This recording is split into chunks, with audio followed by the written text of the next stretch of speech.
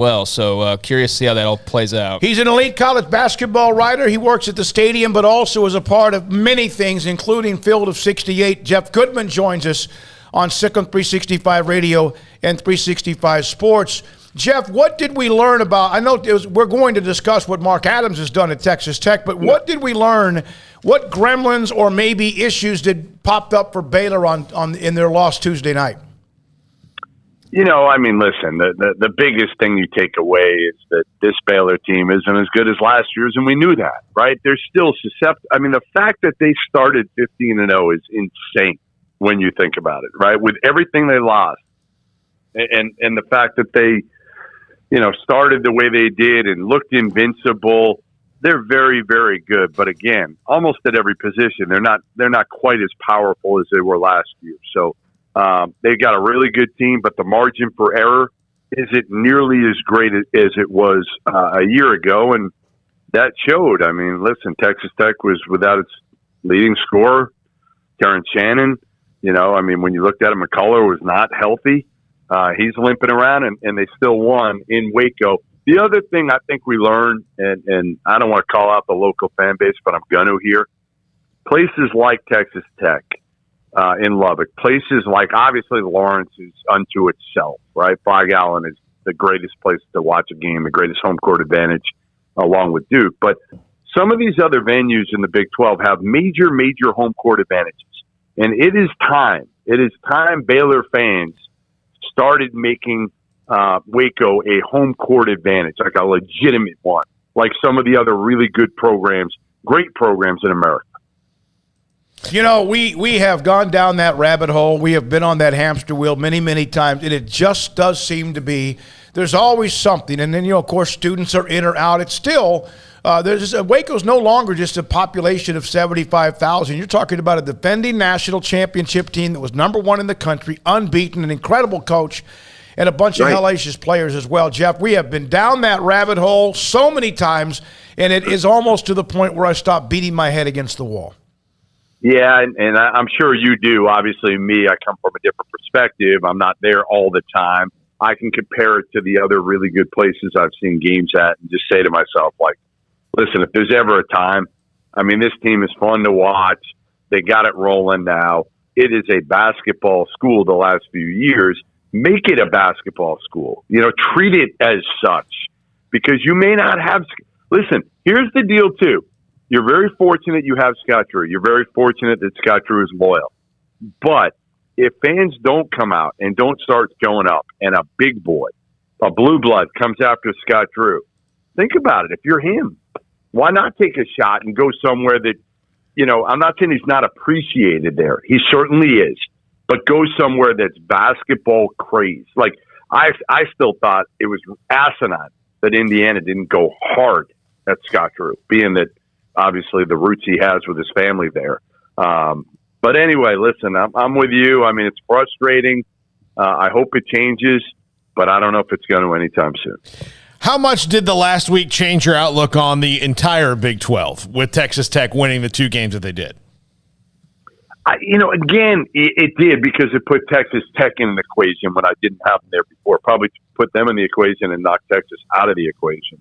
I never had Baylor that much further up, if further up than anybody else when I was talking about, national title contenders. I think there's probably about 9 of them at this point, and Baylor was one of those 9. Now, were they playing better than the other 8 at that time? Yeah, but I don't really put them much above any of those other teams.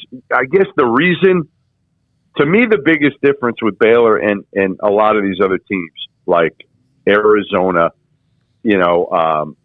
Auburn, Purdue, Duke even, is point guard play. I trust James Akinjo more than I trust just about any point guard in the country. So that's, I think, their biggest advantage. And the fact that they have a bunch of dudes that just play. Watching Kendall Brown, I could watch that kid play all day. You know why? He makes every right decision. He does not have a selfish bone in his body. And as a freshman, who people are talking about as a lottery pick, man, I love Kendall. I probably love Kendall Brown more than anybody in that team because of that, because of the fact that he could try to be a guy who's out for himself and instead he's almost too unselfish. Jeff, what are your thoughts on Oklahoma State? Obviously, a weird situation they're in. No one going in that they don't have a postseason to play for. They're lost 5 of the last 7. Mike Boynton and company. They've got Texas Tech now coming up on the road in Lubbock this week tonight. Actually, excuse me. What are your thoughts on just kind of the struggle bus that the Cowboys have been on as of late? I mean, first of all, it's garbage that the NCAA hit them with a 1-year postseason ban when other schools like USC, like South Carolina. I mean, a bunch of these schools got away with nothing. I don't understand it. There's no consistency with it, but I'm not going to go on that soapbox. I talked to Mike Boynton, I don't know, maybe 3 weeks ago, and he said, "Listen, the biggest challenge is get these kids to not only come to play, but play the right way when there's nothing at the end of the rainbow. Right? There's nothing at stake. They're not going to be able to play in the Big 12 tournament. They can't play in the NCAA tournament." So I think that's the hardest part, not only to motivate them to play hard, but to motivate them to play for their team and each other when really right now a lot of those kids just want to play for themselves. Yeah, and that's got to be – I asked this earlier today in our show, Jeff. Is there a breaking point for them that when they can't, whether it's 1-4 or if it's 2-7, and I'm not saying that's what they'll get to, but with the Texas Tech on the road and Baylor on the road, back-to-back games, I mean, I hate it for them. And I know that there's all sorts of stories about what happened and all that, and I agree with you. I thought it was horrible what happened. But is he worried about a breaking point for them? Yeah, I mean, he was worried about a breaking point before they even started conference play. Yeah. And again, getting them motivated every single day, a bunch of kids, is not easy. I mean, shoot, it'd be hard for me and you. We're older to get motivated if there's nothing, no incentive at the end, right? The incentive is, to win that game. I get it. Obviously, you want to beat Texas Tech, you want to beat Baylor on the road in those venues, but you're not playing for a seeding in the Big 12 tournament, and you have no chance of hearing your name called on Selection Sunday. So that's difficult for kids. So, I do think there's probably a breaking point when they just say to themselves, hey, you know what, the hell with it. I'm just getting my own. What do you think the future holds for Kansas? Bill Self seems a little bit, at least when he talks about lukewarm about the way his team has played lately, but with Abaji and Wilson and Martin and Brown, it seems to me, and I'm not even talking about McCormick, that team's pretty loaded and could contend by the end of the season. It's all on David McCormick. And he looks no better. In fact, he's probably more inconsistent now than he has ever in his career. So, last year, Bill Self found a way to kind of turn the light on about conference play, and McCormick looked like a completely different player. Well, we're already in conference play, and McCormick still looks like the inconsistent player he's been for much of his career. So I just don't know if you can beat great teams with Mitch Lightfoot playing 21 minutes like he did against Iowa State. They beat him at home barely against an Iowa State team that's been great so far, but you look at the talent, it's not overwhelming. Agbaji's been awesome. Not good, awesome. Christian Brown's been awesome. Jalen Wilson's starting to come around. That helps, although he wasn't great against Iowa State, but the game before he played very well. And I think Bill Self is kind of frustrated enough that he's saying, you know what, I'm going to throw in KJ Adams in there. And he's undersized. He's not really a big, but he'll play hard. And I think he felt like, maybe it would light a fire under McCormick. But to me, without McCormick, they're very limited how far they can go. Jeff, what do you think of Chris Beard and Texas? And obviously Mark Adams and Texas Tech feeling good about that win over Baylor. But the Longhorns right there in the mix. I know there's a lot of hype coming in to this season. What have been your thoughts so far? They haven't beat anybody. They haven't beat anybody. Their resume looks atrocious. And part of it is, Beard only scheduled a few games against non-conference good teams, right? Gonzaga, I was there. They got manhandled second game of the year, which no shame in because you got a completely new team, new coach, all that. You get Seton Hall at Seton Hall, almost win that one, but don't. Then, you get Oklahoma State on the road in Stillwater, you lose that one. The best game, they're coming off their best win of the year, Oklahoma at home. But now, you go to Iowa State, that's a big game now. Mm-hmm. That's a big, big game. You got to start stealing some on the road and holding court at home. But, they've been disappointing for me. And the biggest question when I went there back in the preseason to Austin, I talked to a lot of their guys, and they hit it head on. But the big question was, hey, listen, you guys are all thrown together, and you're a bunch of players that lost a ton of games at your previous spot. Only one player on their team that plays, really, Christian Bishop, has won an NCAA tournament game in his career. So that worries me, but I've always said in Beard I trust. I think he'll figure this thing out. He's got some talent to do so. But, I don't want to say you're running out of time, but you better get it going here in the next few weeks.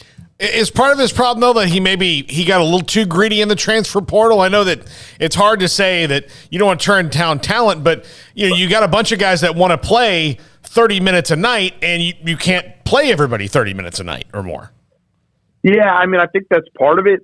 They're not very athletic. They don't have a rim protector, and Marcus Carr is still trying to figure out where he fits and how to run this system. It's completely different than the autonomy he was allowed to play with at Minnesota.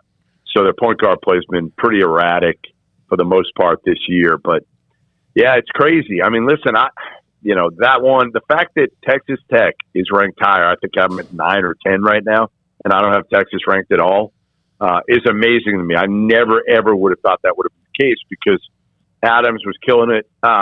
Beer was killing it in the portal. Adams, it looked like they were taking like the second tier, third tier portal guys. But, listen, the culture has already been built in Lubbock. That's the one thing is Mark Adams was an elite defensive coach who, if you give him enough talent, he's just a hell of a coach. Forget defensive. He's a great coach. My biggest question was, could he recruit? But these days with the transfer portal, I don't think you need to be a great recruiter anymore because the transfers had already seen the success that Beard and Adams had in Lubbock. I don't know if they cared who was the coach to some degree. They saw the program success with transfers. They added some. And again, you look at, Terrence Shannon hasn't even played, but he's been good. McCullough played hurt, tough. Nadolny is just so tough and getting his opportunity. That's what this program's been built on. And Mark Adams, listen, they haven't skipped a beat with Beard gone. And one of the things about that team is that, they play tall, they play relentless. And it's almost as if Mark Adams, with all due respect to Chris Beard, is a better fit to be the head coach in Lubbock with that crowd and fan base because he wants to be there compared to maybe the thoughts about Chris Beard. He was beloved there, and all of a sudden he's gone, and now you can't wait for that game to play on February 1st. But is Mark Adams a better fit? I think they were both really good fits there. I actually think Chris Beard might be a better fit at Texas Tech than he is at Texas, but how do you turn it down, right? Texas Tech is a tougher job. I know what Texas Tech fans will say to me. Texas, nobody cares about basketball in Austin and this and that. And listen, Texas Tech basketball fans have been amazing. Trust me, I know on Twitter because they crush me. But I think if you're Chris Beard, you're thinking, number one, he went to school there. Number two, it's one of those where you're thinking, I still have an easier opportunity to recruit top 25. I can get him to Texas Tech, but, man, it's been really, really difficult. If I go to Texas and bring him to Austin, and it's easier to get to and, just a different feel in Austin than Lubbock, I got a chance to really, really load up here with talent and maybe win this whole thing. I know they were close, obviously, got to a championship game at Texas Tech, but I think most people that look at it objectively would say you have a much better chance to consistently fight for a Final Four at Texas and Austin than you do in Lubbock. Jeff, one more thing, and you mentioned Kendall Brown, how unselfish he is. He has, again, that game on Tuesday, of course, Texas Tech's defense is fantastic. Do you feel like, and I know you talked to Scott quite a bit, do you feel like he almost needs to be more selfish at times and possibly try to push it a little bit? No, not really. Okay. I think he's doing exactly what this team needs him to do. I don't think he's a big-time scorer yet. I think he plays within himself, knows his limitations. I think there's other guys that are more adept at scoring the ball right now. But I just love how this team, again, they move the ball. They're unselfish. They play for each other. They just didn't have it the other night. Listen, Duke lost to Miami at home the other night. At home to Miami. Texas Tech's a much better team than Miami. There's no shame. You're going to have these games. And ultimately, might not be the worst thing for Scott Drew to kind of tell these guys, hey, listen, I know you think you were really good, and you are, but you can't get away with playing your game. Like, I feel like last year's team, they could, for the most part, play their C game unless they were going up against an elite-level team. They were still going to win. This team's margin for error is not nearly as great as last year's. Thank you, Jeff. Appreciate it as always. Whenever we can get you. Jeff Goodman Stadium covers college basketball like a blanket. Great to have him on whenever we can. 3:31 is the time. We'll come back with a segment